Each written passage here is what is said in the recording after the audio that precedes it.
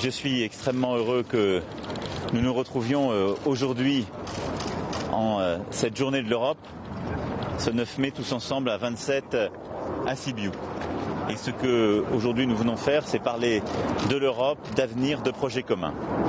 Il y aura dans un peu plus de 15 jours, et en fonction des pays à des dates qui peuvent être légèrement différentes, nos élections européennes, où plus de 400 millions de citoyens européens auront à choisir, avec une alternative très claire. Est-ce qu'on veut construire ensemble encore, même différemment, en améliorant les choses, ou est-ce qu'on veut déconstruire ou détruire l'Europe et revenir au nationalisme? Et c'est ce choix qui nous est posé dans beaucoup de pays et qu'il faut affronter et qui est pour moi un choix absolument crucial des prochaines années. Nous allons aujourd'hui parler d'avenir, mais moi je veux être très clair sur le projet que nous devons défendre. Il y a beaucoup de choses qu'on a fait depuis 70 ans, et tout particulièrement ces 2 dernières années. On a fait avancer la défense, on a fait avancer les sujets commerciaux, la protection de nos intérêts stratégiques, on a fait avancer aussi une Europe sociale et mieux intégrée. Mais nous avons énormément de défis devant nous. Et j'en vois 3 tout principalement. Le climat. Je suis heureux que nous ayons pu rassembler 8 autres États membres pour justement réussir à obtenir un engagement zéro neutralité carbone, zéro émission de CO2 à horizon 2050. C'est un engagement essentiel, mais nous avons besoin d'une nouvelle ambition climatique. Et le deuxième, c'est la protection de nos frontières, la sécurité de l'Europe. Il nous faut à cet égard refonder Schengen.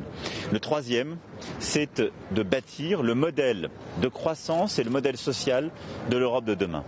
Et à ce titre, je crois qu'il est extrêmement important d'avoir une Europe qui investisse dans l'intelligence artificielle, le numérique, qui protège en même temps la sécurité de ses citoyens et qui, de manière très concrète, puisse aussi faire avancer la convergence sociale. Voilà les ambitions que nous allons porter. L'Iran va peut-être abandonner l'accord nucléaire dans 5 jours. J'aurai l'occasion de revenir tout à l'heure, nous allons sans doute en parler. La France, depuis le début, est engagée très fortement aux côtés de l'accord nucléaire que nous avons signé, négocié. Cet accord n'est pas suffisant, nous souhaitons le compléter au-delà de 2025, en suivant l'activité balistique de l'Iran, en régulant aussi son activité régionale. Mais notre souhait est déjà de maintenir ce pilier du JCPOA, et donc de l'accord de 2015. Il faut le maintenir, l'Iran doit rester dans cet accord et nous devons tous œuvrer pour qu'elle y reste. Je vous remercie. Non, je suis clair depuis le début sur ce sujet. Je ne crois pas que ce soit la bonne manière, sauf à faire des vraies listes transnationales européennes.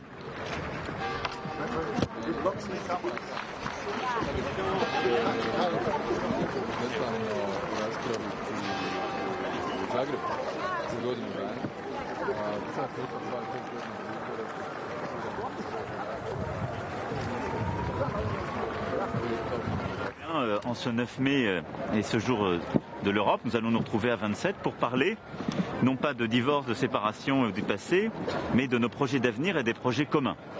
Et nous le faisons alors que dans 15 jours, un peu plus de 400 millions de citoyens européens auront à choisir. Le choix des européennes qui arrivent est essentiel.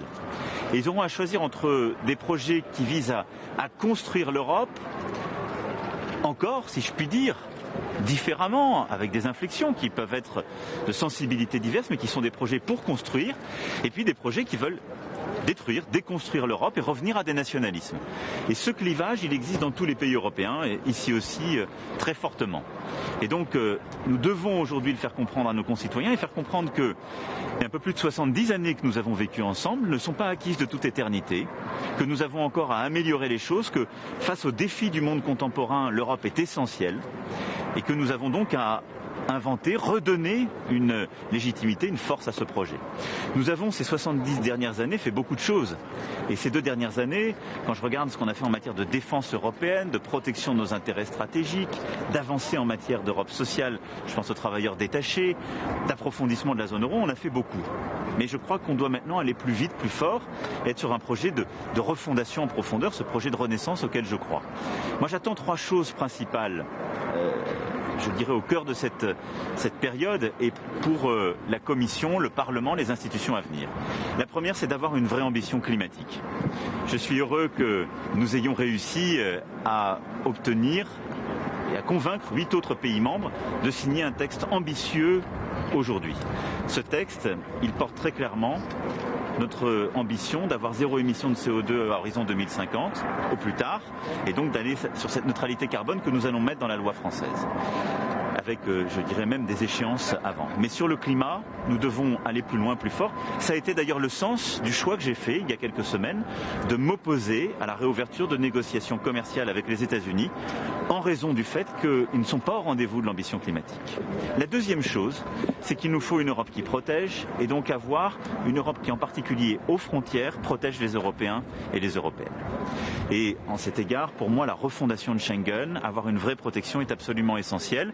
Ça fait partie d'ailleurs de ce que nous avons à l'issue de ce sommet et qui fait partie des ambitions partagées pour la prochaine Commission et le prochain Parlement. Et puis la troisième chose, c'est de bâtir un nouveau modèle économique et social de croissance. C'est absolument essentiel. On a besoin d'une Europe qui investisse dans l'innovation, l'intelligence artificielle, le numérique, qui soit à la pointe de ces sujets qui vont définir notre croissance de demain et qui puisse nous représenter, nous défendre face aux États-Unis et à la Chine. Sinon, ce sont d'autres modèles qui l'emporteront. Et d'avoir aussi une Europe qui retrouve la promesse initiale, celle de nos pères fondateurs, qui était aussi celle de la convergence sociale. Et c'est pour ça que je défends cette idée d'un salaire minimum européen, c'est-à-dire que tous les citoyens européens puissent vivre mieux par l'Europe. Voilà, le climat, la protection de nos frontières, un modèle de croissance et un modèle social réinventé qui d'ailleurs correspond à la promesse initiale. C'est profondément ce que je veux pour les prochaines années, ce que nous allons aujourd'hui débattre ensemble à 27. Les citoyens attendent aussi une position morale de la part de l'Union européenne et notamment des États membres. Pour quelles raisons continuez-vous à vendre des armes à l'Arabie Saoudite avec le risque de voir ces armes utilisées au Yémen? Vous avez parfaitement raison et c'est un sujet qui est extrêmement important auquel je me suis toujours attelé. Il est tout à fait vrai que la France a des alliés dans la région. L'Arabie Saoudite et les Émirats Arabes Unis sont des alliés de la France. Et ce sont des alliés dans la lutte contre le terrorisme. Et donc nous l'assumons totalement et ce sont des alliés que nous accompagnons avant tout par des accords gouvernementaux. Je rappelle qu'aux Émirats Arabes Unis, nous avons une des plus grandes bases françaises à l'étranger. Et donc en effet, il y a des relations qui se font sur le plan militaire. Et nous, comment nous gérons les choses? Il y a un comité qui gère ces exports, qui se fait sous l'autorité du Premier ministre et dans lequel les choses d'ailleurs ont été durcies ces dernières années et où nous demandons la garantie que ces armes ne puissent pas être utilisées contre des personnes, contre des civils. Vous l'avez obtenue? Et donc elle a été obtenue. Néanmoins, il est tout à fait vrai que la France, depuis plusieurs années, d'ailleurs au plus fort il y a 5-6 ans dans les contrats qui ont été faits à l'époque, a vendu des armes à la fois aux Émirats Arabes Unis et à l'Arabie Saoudite. L'essentiel des armes qui ont été vendues sont plutôt utilisées à l'intérieur du territoire ou à la frontière, mais elles sont utilisées dans le cadre d'un conflit. Vous avez raison. Néanmoins, je tiens ici à dire ce que nous avons rappelé, c'est-à-dire d'avoir la garantie que ce ne soit pas utilisé contre des populations civiles. Mais je vais être très clair avec vous, on doit être dans les moments difficiles aux côtés de nos alliés quand on en a, et la guerre contre le terrorisme est pour nous prioritaire. Maintenant, comment justement être au rendez-vous de ce conflit moral, si je puis dire, et de ce que vous soulevez avec beaucoup de justesse? La première chose, c'est en faisant de la transparence et en étant exigeant avec nos partenaires, on continuera de l'être. La deuxième chose, c'est aussi en nous engageant davantage dans la résolution du conflit au Yémen. Le conflit au Yémen est une des plus graves crises humanitaires que nous ayons aujourd'hui à affronter. Et donc, j'ai rediscuté il y a une dizaine de jours avec le prince héritier des Émirats Arabes Unis. C'est un des sujets que je veux pouvoir discuter avec l'Arabie Saoudite et les Émirats Arabes Unis en juin au Japon. Nous avons nous-mêmes organisé une conférence humanitaire à l'été dernier sur ce sujet. Et donc, on va s'engager aux côtés des Nations Unies davantage pour résoudre ce problème. Lundi, vous parlez d'environnement, là vous mettez aussi au cœur